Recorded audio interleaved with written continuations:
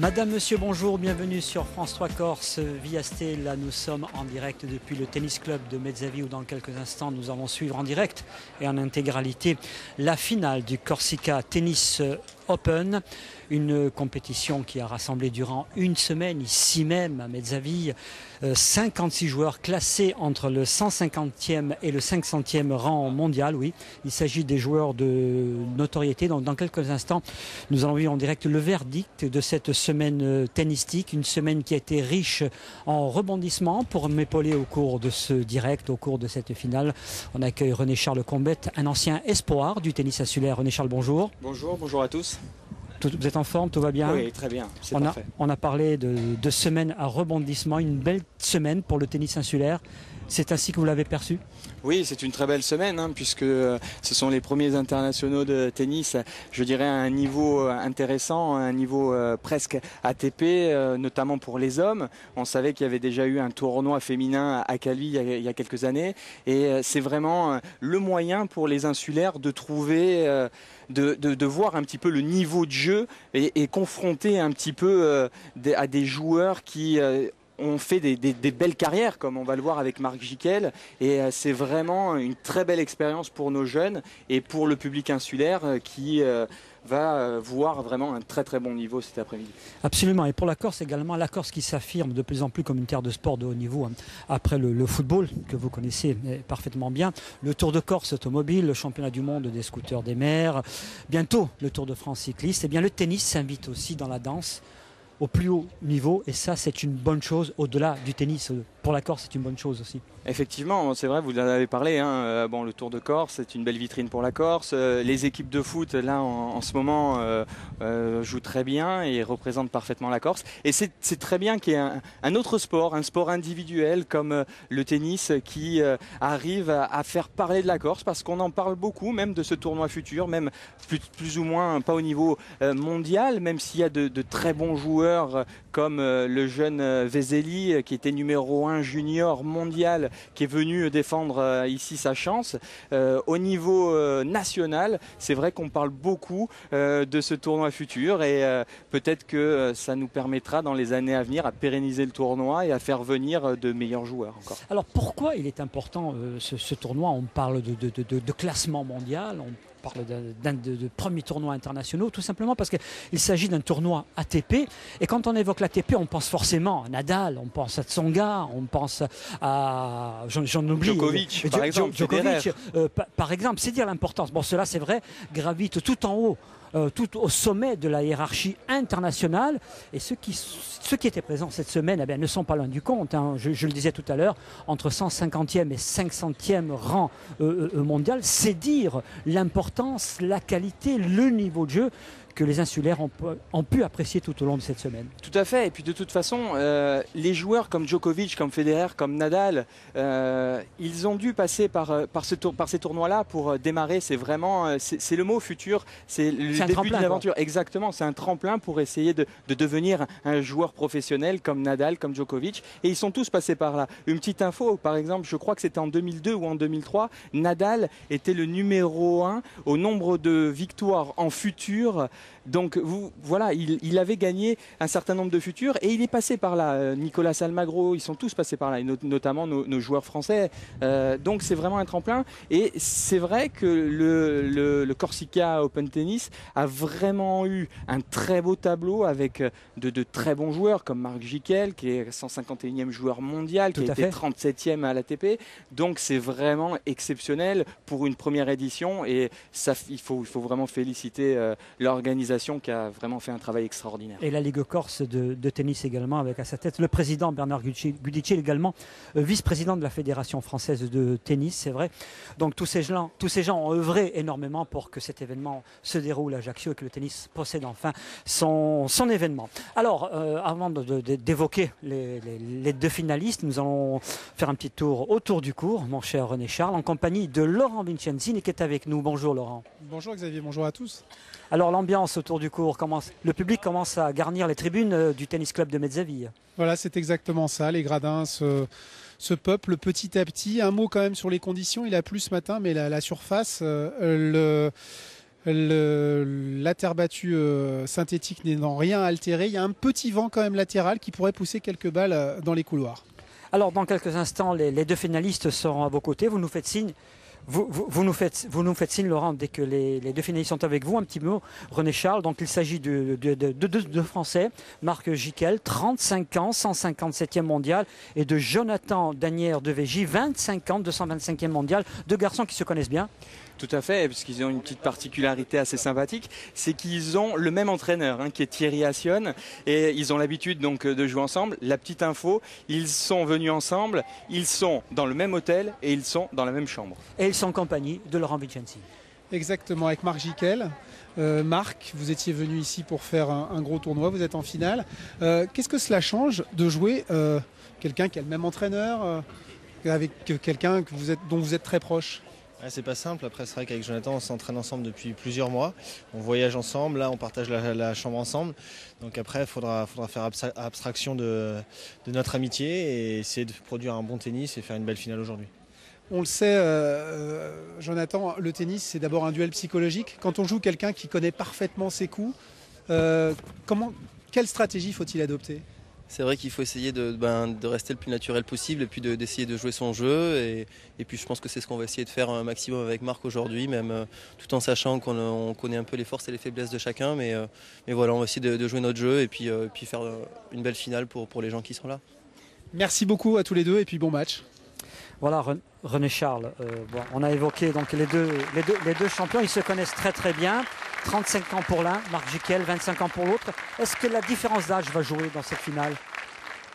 La différence d'âge, elle peut jouer, c'est pas tellement dans la différence d'âge, c'est plutôt dans l'expérience. Oui. Parce que Marc Giquel a 35 ans, il a quand même une carrière derrière lui, il a été 37e joueur mondial, il a joué des grands chelems, il a été quand même 8e de finaliste à l'US Open, 16e de finaliste dans tous les autres tournois du Grand Chelem. Donc ça peut jouer. Il a l'habitude de jouer ce genre de tournoi. Il est là, pas pour gagner des points ATP, même si c'est vrai que c'est important, mais aussi pour regagner de la confiance. C'est important pour lui pour essayer de gratter quelques places et de remonter au classement. Mais je pense pas que l'âge soit décisif. Même si son adversaire, Jonathan, lui, a déjà fait des finales de futur, il a déjà fait des finales de challenger, donc il a l'habitude de jouer, donc ça c'est bien. Alors, vous avez évoqué également à propos de ce tournoi qu'il s'agissait d'un tremplin pour les jeunes. Je sais que 3 Corses ont disputé ce tournoi malheureusement. L'aventure n'a pas été très loin. Ça s'est bien passé pour Laurent Mazet, Laurent Locoli et le troisième. J'ai oublié son nom. Moi aussi, il n'est pas sorti des qualifications, mais en tous les cas, pour Laurent Manzet, pour le jeune Bastia, ça s'est bien passé. Et il y avait aussi Marco Sola, qui a été bénéficié d'un. Il a été lucky loser, puisqu'en fait, ce qui s'est passé, c'est qu'il a perdu dans les qualifications. Et derrière, comme il y a eu un désistement, notamment, c'était l'adversaire de Laurent Mazet, il a bénéficié d'une. Enfin, c'est pas une wildcard, c'est lucky loser. C'est le seul qui avait signé le matin du tournoi pour remplacer la personne qui était pas là. Mais ils ont vraiment bien joué. Et puis il y en avait un autre, mais peut-être que je pense qu'ils n'ont pas l'habitude de jouer ce genre de tournoi et c'est bien pour se confronter à ce genre d'adversaire, à part pour Laurent Locoli qui lui a déjà une sacrée expérience sur les tournois, même s'il est jeune. Alors là, nous sommes partis pour 7 minutes d'échauffement. C'est le règlement. C'est comme ça. Là, les deux joueurs se testent quelque part. Ils testent un petit peu leur coup. Oui, en fait, c'est surtout, ils prennent un petit peu la température du terrain, si vous voulez. Même s'ils ont l'habitude, parce qu'ils ont déjà fait plusieurs matchs ici, ils prennent un petit peu cette température et surtout, ils règlent les dernières petites balles. Ils voient un petit peu le vent, ils s'adaptent un petit peu, mais voilà, ils sont prêts. Il s'agit de prendre vraiment la température, toutes les conditions. C'est vrai qu'il y a un tout petit peu de vent. Ça peut les gêner à un moment ou à un autre, d'après vous? Ça peut les gêner? C'est un élément à prendre en compte. De toute façon, ils ont tous les deux il y a le même temps pour tous les deux. Donc ils ont assez d'expérience pour jouer dans ces conditions. Ils ont joué dans des conditions extraordinaires ici puisque il a plu toute la semaine et ils ont même joué sous la pluie et ce sont de très bons joueurs et ils ont eu une ambiance extraordinaire parce qu'ils ont même joué alors qu'il pleuvait énormément. Et ça, il n'y a pas beaucoup d'endroits et pas beaucoup de joueurs avec cette mentalité et c'est très bien. Et franchement, maintenant, ils ne pensent plus au vent, ils ne pensent plus aux conditions, ils pensent juste à régler leur coup, à gagner ce match et savoir et vraiment avoir leur tactique pour battre leur adversaire. Au bord du cours, Laura Micensini. Oui, Xavier, avec Antoine Fanck, l'organisateur de ce premier Corsica Tennis Open. Antoine, quand on est organisateur d'un tel événement, il y a la pression tout au long de la semaine. Là, ça commence à redescendre un petit peu ? Non, pas encore. Pas encore. La pression retombera une fois que la finale sera terminée, bien entendu, et que la remise des prix sera faite. Mais vous savez, la pression, elle n'est pas de 10 jours. La pression est depuis 8 mois maintenant. Et petit à petit, on a franchi les étapes et on a réussi à régler tous les problèmes jusqu'à aujourd'hui. Alors justement, le budget est un petit peu gonflé. Vous êtes à 157 000 €. Il va être bouclé ce budget ? Oui, il va être bouclé. Il nous manque un tout petit peu de places vendues parce que le mauvais temps a joué son rôle à fond. Mais on a fait quand même en moyenne 600 entrées jour. Donc c'est très encourageant pour le tennis corse. Merci beaucoup. On se retrouvera peut-être plus avant dans cette retransmission. Oui, René Charles, est-ce qu'on peut parler de culture tennis en Corse ? Oui, tout à fait. Je pense que on a vraiment une culture sport de toute façon en Corse. Ça, c'est clair. Je ne peux pas dire. Voilà. Donc le tennis, le tennis a sa place en Corse, mais c'est vrai qu'il faut ce genre d'événement pour que le tennis continue à grandir en Corse. Et c'est une très belle initiative de la part du Tennis Club de Mezzavi, pardon. Et ils ont vraiment réalisé un bel événement parce que c'est pas évident, comme l'a dit le directeur, c'est difficile, c'est long, il faut le préparer et franchement il faut leur tirer un grand coup de chapeau parce que ils ont vraiment réalisé un bel événement et notamment au niveau des joueurs. Les joueurs sont super contents des conditions, ils ont été accueillis dans des conditions exceptionnelles. Je peux vous dire on sait le faire. Ouais, exactement, mais je peux vous dire que dans les tournois futurs, vous n'avez pas ces conditions-là. Vous n'avez pas un stade comme ça bien arrangé. C'est pas sur tous les tournois que ça se trouve. Et franchement, les joueurs ont eu cette sensibilité. Ils ont dit oui, c'est vraiment super. Ils ont eu beaucoup de points élogieux sur le tournoi. Et franchement, il faut remercier et encourager ce genre d'événement. Et encore dire un grand bravo à tous les bénévoles aussi du club qui ont vraiment fait réalisé une performance exceptionnelle pour rendre ce tournoi extraordinaire. Juste une info, messieurs, c'est Marc Giquel qui va débuter au service. On a vu le tirage au sort tout à l'heure. C'est comme en football finalement, René Charles. Tirage au sort.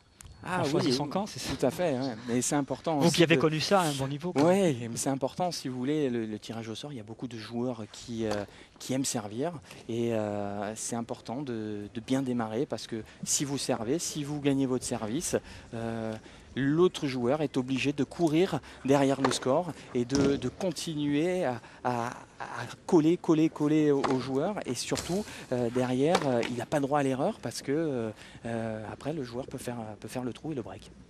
Alors, vous évoquiez le tournoi ATP. Là, il s'agit d'un tournoi professionnel, on le dit, on le répète, ITF Futur, International Tennis Fédération. Il en existe 22 tournois de ce type en France, dont 4 dans le sud de la France. Ça reste quand même exceptionnel. Mais ce matin, les organisateurs nous disaient, notamment par le biais d'Antoine Fanck, qui est l'un des responsables du tennis club de Mezzavi, nous disait tout de suite, ça a tellement bien marché. Cette année, on veut franchir l'étape supérieure. L'étape supérieure, c'est quoi, René Charles ? Expliquez-nous un petit peu, faites-nous un petit peu la genèse d'un tournoi ATP. Alors on sait qu'on démarre par l'ITF Futur, on vient de le dire. Juste au-dessus, il y a le Challenger, c'est ça ? Exactement, il y a les Challengers et en fait, si vous voulez, dans chaque catégorie de tournoi, comme les futurs, vous avez plusieurs niveaux de tournoi. C'est-à-dire que vous avez des 10 000 $, des 15 000 $, des 15 000 $ plus H. Le tournoi de Mezzavi est un 15 000 $ plus H. Donc c'est-à-dire plus H, c'est l'hébergement offert aux joueurs. Donc c'est la meilleure catégorie de tournoi en futur. Donc l'étape supérieure, c'est un tournoi Challenger et là, pareil, vous avez plusieurs niveaux. C'est-à-dire que ça part à 25 000 $ de dotation, ça monte jusqu'à 125 000 $ de dotation. Après, vous avez, et dans ces tournois, vous gagnez un certain nombre de points en fonction du niveau du tournoi. Et après, derrière, vous avez les tournois ATP. Vraiment, là, ça devient... Bon, les challengers, c'est la porte du circuit ATP. Et après, vous avez donc les tournois ATP, les 250, les 500, les Master 1000, comme actuellement à Monte-Carlo. Et après, les grands chelems. Les grands chelems, oui, là où notamment on retrouve tous ces fameux champions comme Nadal, comme Tsonga, comme Djokovic. Et voilà, nous allons entamer donc cette finale entre deux champions. Jonathan Danière de Vigy, Marc Giquel, on les a présentés tout à l'heure, habitués du circuit international. Ils sont habitués vraiment au tennis de très haut niveau. Et bien sûr, ça va donc engager. Marc Giquel. Faute. C'est 2-7 gagnants. Hein. Tout à fait.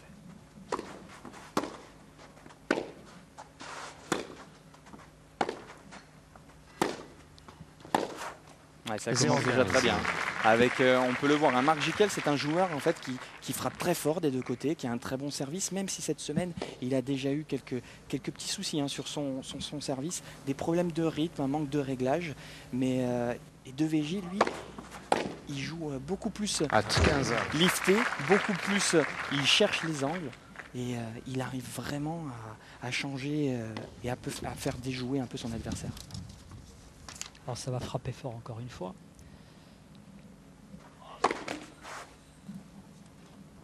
Encore dans le filet. Il s'agit de trouver les automatismes d'entrée de jeu. Hein. Peu d'initiative.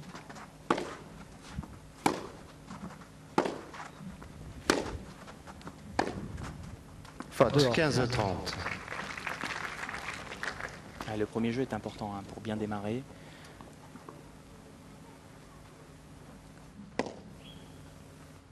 Et essayer de remporter son jeu de service pour ne pas être crispé d'entrée de match.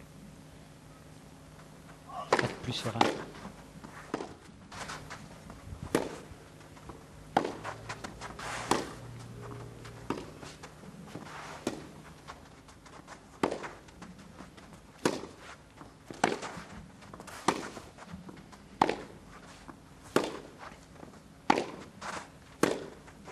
Faute. Non, on l'a vu hein, sur cet échange. De Vigy, lui, c'est un joueur qui tourne énormément en coup droit, hein, qui essaye de jouer, de trouver des zones un petit peu extérieures pour déstabiliser son adversaire. Et il tourne beaucoup son revers pour essayer de changer de rythme avec son coup droit. Et pour l'instant, il essaye de mettre son jeu en place. Et les deux joueurs pratiquent un jeu de fond de cours. Hein. Oui. Pour l'instant, ça ne bouge pas. Hein. Personne n'est à l'offensive. Mais ce sont des joueurs qui ont la possibilité hein, de monter au filet. Ils s'en sont capables. C'est plus spectaculaire. 40-30. Voilà, pour l'instant, un Marc Giquel qui essaie de varier au service. Il change beaucoup les zones. Surtout quand vous jouez quand un gaucher, hein, c'est toujours difficile. Il y a des petits réglages au début.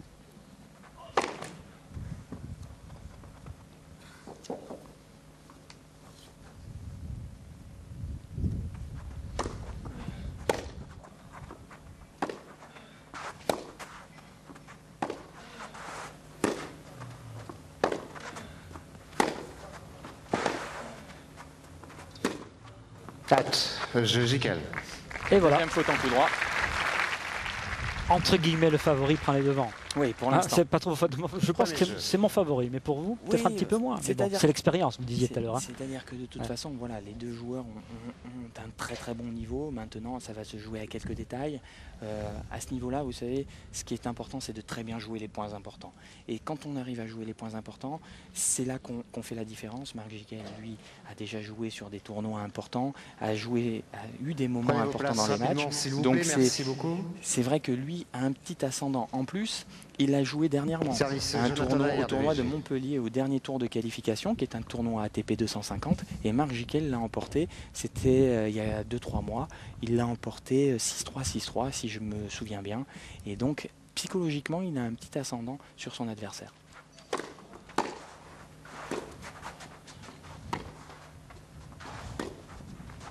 Voilà, après, il va falloir que Danière de Vigy, lui, essaye de se décrisper un petit peu, parce que là, il a l'air un petit peu crispé dans son jeu, mais à force de jouer, exactement, à force de jouer, il va se détendre un petit peu et ça va aller. Le premier jeu de service va être important aussi pour lui.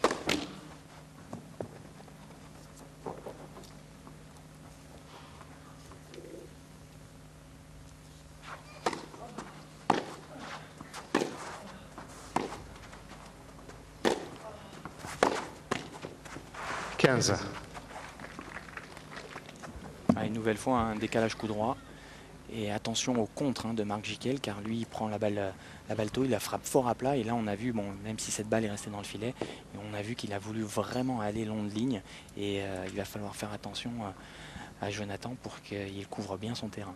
Et en service, la première balle est importante aussi, c'est bien de l'assurer. C'est parti. Faute.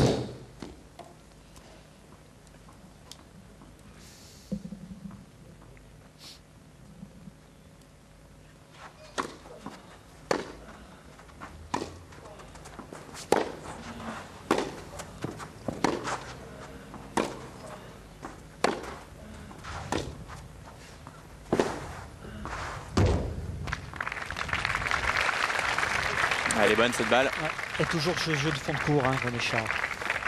15-30. Même si c'est vrai que le slice peut être une arme pour Jonathan Devégy pour essayer de casser un peu le rythme face à Marc Giquel. Mais là on l'a bien vu, il s'est bien placé, il est passé sous la balle avec ce coup droit. Et il a fait tous les efforts nécessaires pour déclencher une frappe longue ligne parfaite. Alors pour nos téléspectateurs, le slide, le slide c'est le de haut en bas. Tout à fait. Et le lift c'est de bas en haut. De bas en haut. 30. En fait, la balle, vous la voyez tourner, elle tourne vraiment de bas en haut pour le lift et elle tourne dans le sens inverse pour le slice.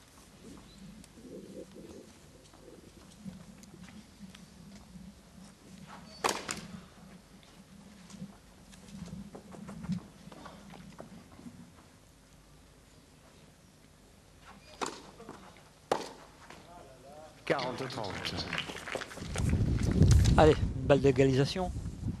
Partout, ouais. C'est très important pour Daniel Devégy. Ouais, psychologiquement, c'est important. C'est vrai. Comme il a eu du mal un petit peu à rentrer dans la partie, s'il égalise, c'est une bonne affaire pour la suite.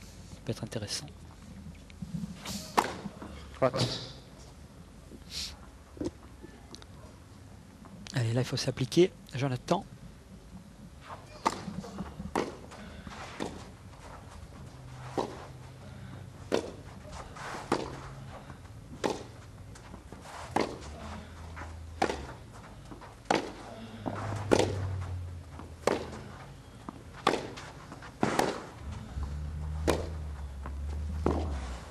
C'est parfait. Et voilà. Ce superbe coup droit là, complètement excentré là sur Marc Giquel. Et on a vu vraiment Daniel Devégy qui joue long et qui a de temps en temps utilisé le slice. C'est une bonne tactique parce que le slice prend bien sur cette surface. C'est une surface particulière, une surface synthétique comme on l'a dit. Seule surface, je pense pas me tromper, qui est homologuée sur les tournois futurs ATP. Et c'est une surface où même quand il pleut, on peut jouer. Donc c'est assez exceptionnel. Et c'est pas tout à fait de la terre battue, on glisse pas de la même façon. Mais ça prend pas énormément les effets. Mais sur le slice et le kick en service, ça a beaucoup d'impact. Allez, Marc Giquel au service.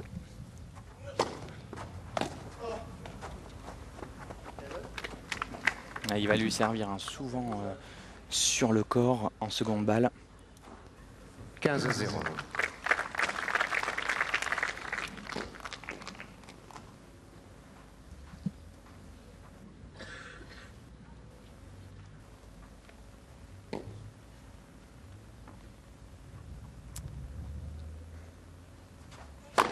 Faute.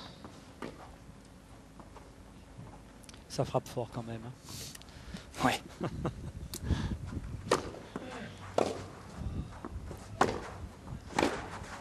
Et dans le 30-0. Il lâche ses coups, Marc Giquel. C'est un petit peu à l'inverse de Jonathan. Il est déjà bien dans le match. Déjà. Ouais, ils sont bien rentrés dans le match. Maintenant, ça y est, je pense que Daniel Devégy aussi est rentré dans le match. Mais bon, pour l'instant, le service risque d'être une arme importante, on le sait. Cette semaine, Marc Giquel a eu un petit peu de mal au niveau du réglage. Il faisait beaucoup de premières secondes. On va voir là un petit peu. Voilà. Pas mal de variations aussi, même s'il cherche énormément le corps. Service au corps, c'est quand on serre un petit peu au milieu. Et là, on le voit, il varie quand même. Donc c'est pas mal.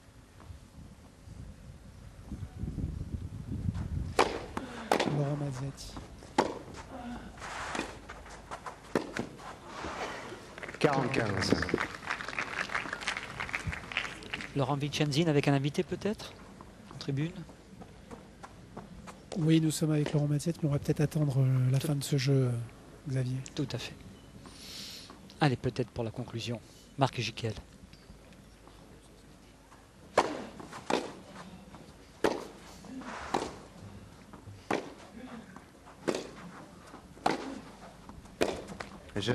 Et voilà. Ouais, c'est bien joué de la part de Marc Giquel. Hein. Encore une fois, pour l'instant, il sert bien. Il est bien rentré dans son match. C'est parfait. Et 2-1 pour Giquel. À vous, Laurent. Oui, Laurent qui a été éliminé au second tour de ce tournoi par justement Jonathan Danière de Végy. Comment vous voyez cette rencontre? Ils sont bien rentrés dans la partie tous les deux. Oui, ils sont bien rentrés dans la partie. Chacun garde son service.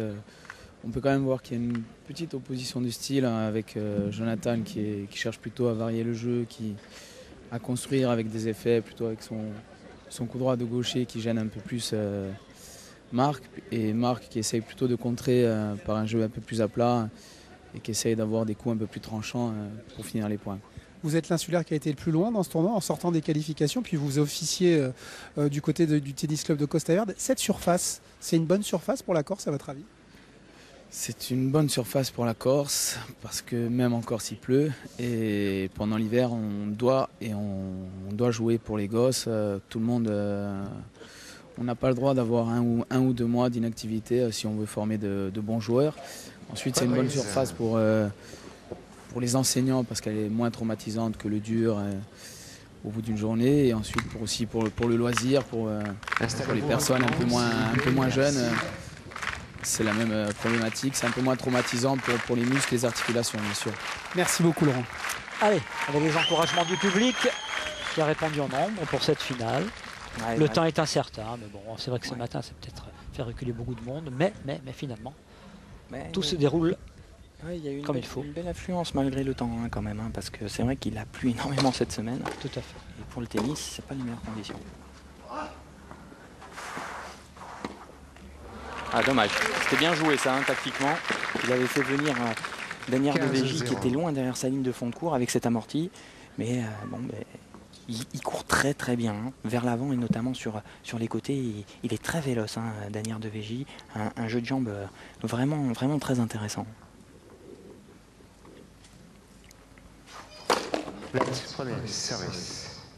C'est net, 2 balles pour Danière de Végy, qui va tenter d'égaliser dans ce jeu. Il est mené 2-1 et il mène 15-0. C'est dans le filet. Il a du mal à assurer ses premières balles pour l'instant.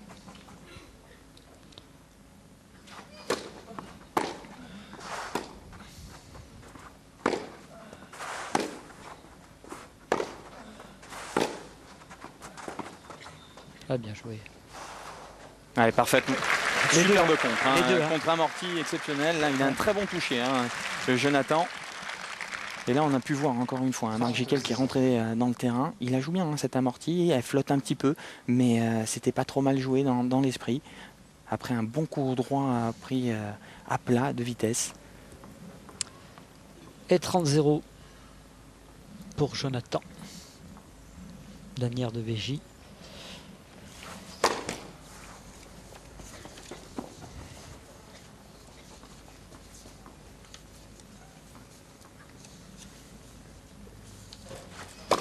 Faute. 30-15. Ouais, une double faute.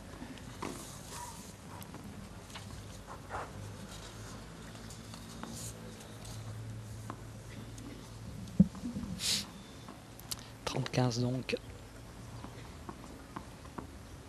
en faveur de Jonathan Danière de Végy qui est né à Nîmes. Ouais.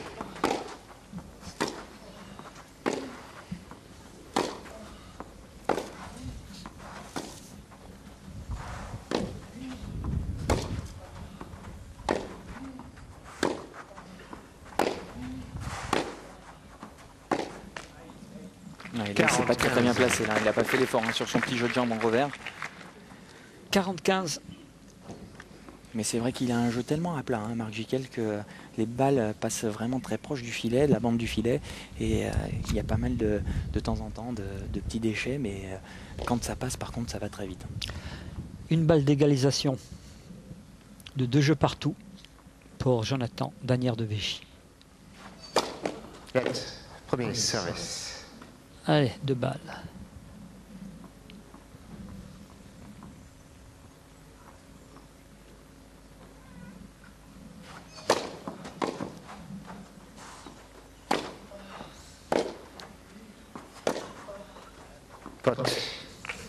Ouais, très bon coup droit avec beaucoup d'effets là par contre pour Marc Giquel qui a repoussé son adversaire côté revers en fond de ligne, et c'est vrai que le coup était difficile à jouer parce qu'il a joué au-dessus de l'épaule et tout de suite il a été gêné. Alors à méditer peut-être pour Marc Giquel pour essayer de gêner son adversaire.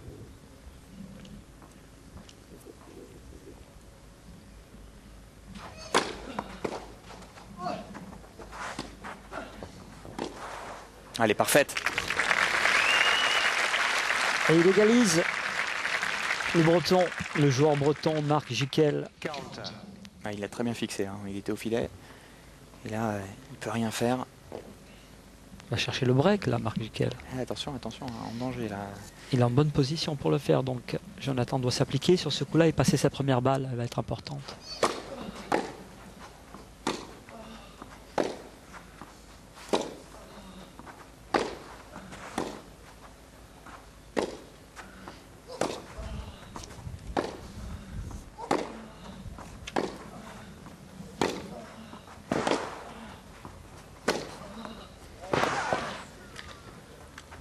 Ah, c'est parfait. Ah, il a Marc poussé. Giquel.